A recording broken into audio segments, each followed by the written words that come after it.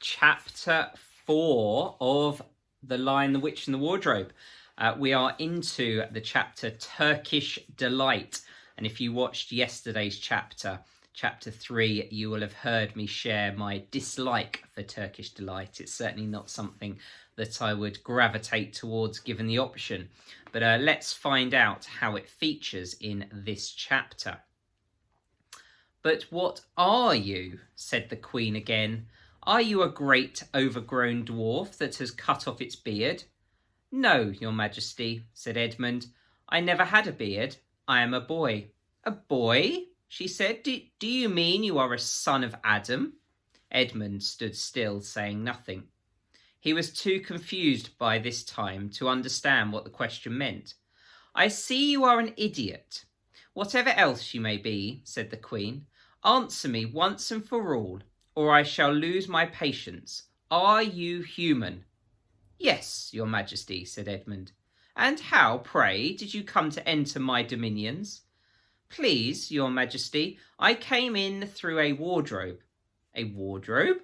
What do you mean?"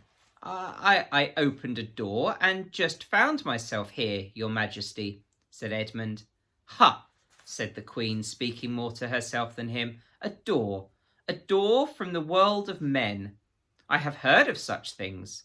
This may wreck all, but he is only one, and he is easily dealt with."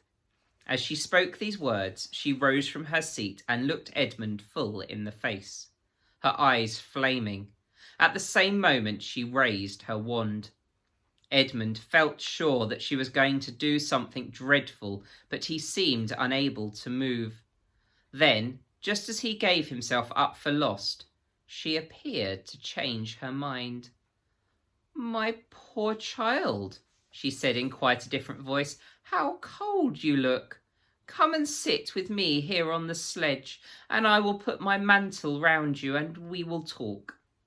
Edmund did not like this arrangement at all, but he dared not disobey. He stepped onto the sledge and sat at her feet, and she put a fold of her fur mantle round him and tucked it well in. "Perhaps something hot to drink?" said the Queen. "Should you like that?" "Yes, please, your Majesty," said Edmund, whose teeth were chattering. The Queen took from somewhere among her wrappings a very small bottle, which looked as if it were made of copper. Then, holding out her arm, she let one drop fall from it on the snow beside the sledge. Edmund saw the drop for a second in mid-air, shining like a diamond.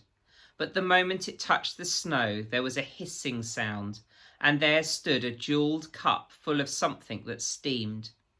The dwarf immediately took this and handed it to Edmund with a bow and a smile. Not a very nice smile. Edmund felt much better as he began to sip the hot drink. It was something he had never tasted before. Very sweet and foamy and creamy, and it warmed him right down to his toes. "It is dull, son of Adam, to drink without eating," said the Queen presently. "What would you like best to eat?" "Turkish Delight, please, your Majesty," said Edmund. The Queen let another drop fall from her bottle onto the snow, and instantly there appeared a round box, tied with green silk ribbon, which, when opened, turned out to contain several pounds of the best Turkish Delight. Each piece was sweet and light to the very centre, and Edmund had never tasted anything more delicious. He was quite warm now and very comfortable. While he was eating, the Queen kept asking him questions. At first Edmund tried to remember that it is rude to speak with one's mouth full, but soon he forgot about this and thought only of trying to shovel down as much Turkish Delight as he could. And the more he ate, the more he wanted to eat, and he never asked himself why the Queen should be so inquisitive. She got him to tell her that he had one brother and two sisters, and that one of his sisters had already been in Narnia and had met a faun there, and that no one except himself and his brother and his sisters knew anything about Narnia. She seemed especially interested in the fact that there were 4 of them, and kept on coming back to it. "You are sure there are just 4 of you?" she asked. 2 sons of Adam and 2 daughters of Eve, neither more nor less, said Edmund, with his mouth full of Turkish delight. Kept on saying, yes, I told you that before, and forgetting to call her Your Majesty, but she didn't seem to mind now. At last the Turkish delight was all finished, and Edmund was looking very hard at the empty box, and wishing that she would ask him whether he would like some more. Probably the Queen knew quite well what he was thinking, for she knew, though Edmund did not, that this was enchanted Turkish delight, and that anyone who had once tasted it would want more and more of it, and would even, if they were allowed, go on eating it till they killed themselves. But she did not offer him any more. Instead, she said to him, Son of Adam, I should so much like to see your brother and your 2 sisters. Will you bring them to see me? I'll try, said Edmund, still looking at the empty box. Because if you did come again, bringing them with you, of course, I'd be able to give you some more Turkish delight. I can't do it now. The magic will only work once. In my own house, it would be another matter. Why can't we go to your house now? Said Edmund. When he had first got onto the sledge, he had been afraid that she might drive away with him to some unknown place from which he would not be able to get back.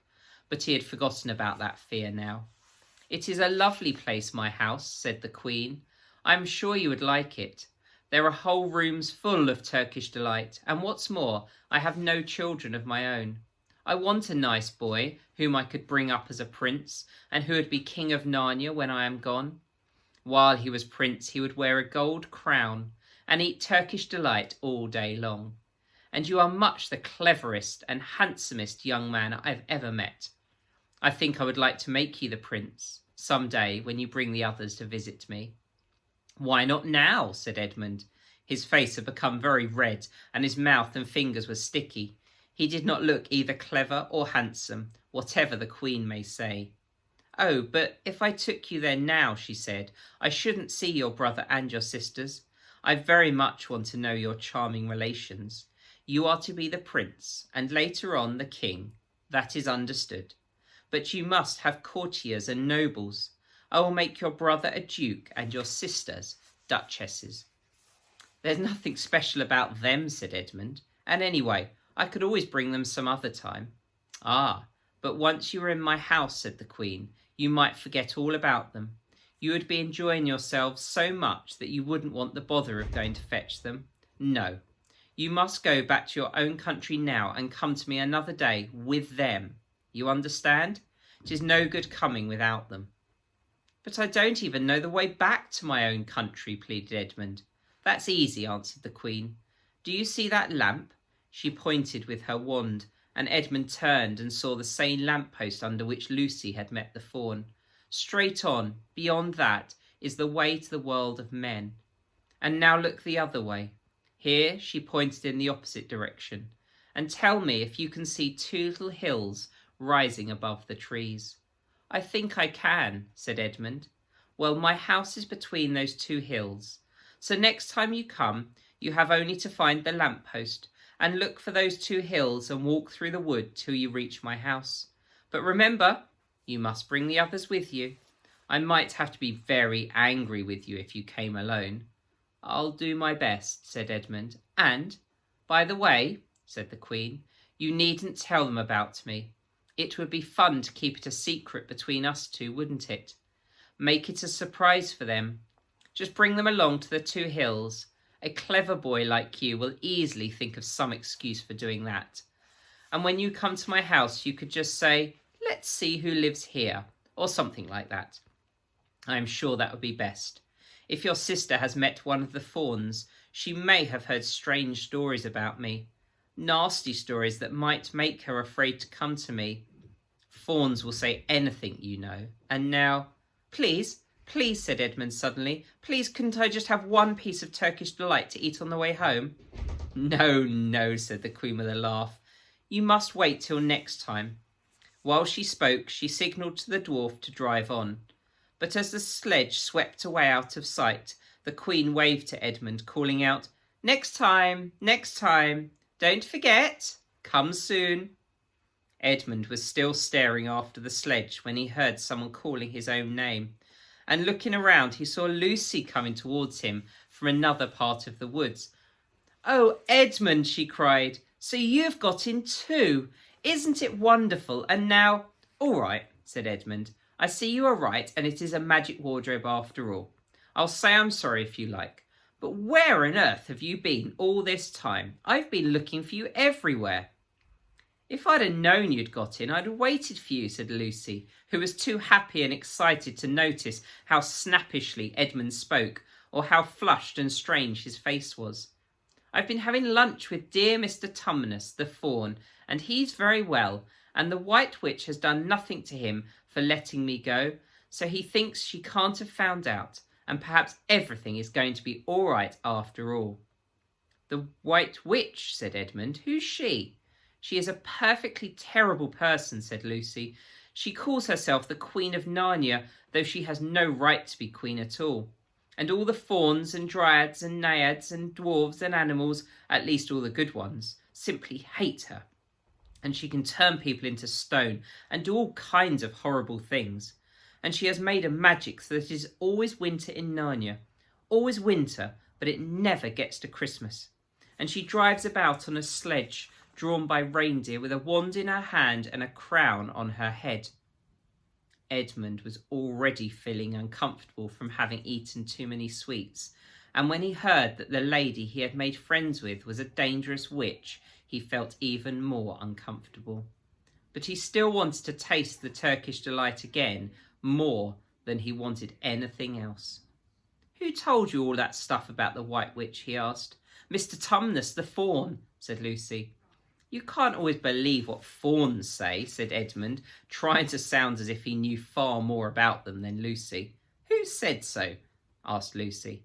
"Everyone knows it," said Edmund. "Ask anybody you like. But it's pretty poor sport standing here in the snow. Let's go home." "Yes, let's," said Lucy. "Oh, Edmund, I am glad you've got in too. The others will have to believe in Narnia now they've both of us have been there. What fun it'll be!" But Edmund secretly thought that it would not be as good fun for him as for her. He would have to admit that Lucy had been right before all the others, and he felt sure the others would all be on the side of the fawns and the animals. But he was already more than half on the side of the witch. He did not know what he would say, or how he would keep his secret once they were all talking about Narnia. By this time they had walked a good way. Then suddenly they felt coats around them instead of branches, and the next moment they were both standing outside the wardrobe in the empty room. "I say," said Lucy, "you do look awful, Edmund. Don't you feel well?" "I'm all right," said Edmund, but this was not true. He was feeling very sick. "Come on then," said Lucy, "let's find the others. What a lot we shall have to tell them, and what a lot of adventures we shall now have that we're all in it together." Chapter 5. Back on this side of the door, and that will be tomorrow. So hopefully you've enjoyed chapter 4 and the story progresses. I wonder if Edmund will admit to having been through or if he'll deny it. I wonder if he will get the others back through the wardrobe and to meet the witch, the Queen of Narnia, or whether Lucy will convince him not to. There's so many things there that we could talk about and explore, and what a great book it is. So chapter 5 tomorrow, and we'll see how that goes. Have a great day. Bye-bye for now.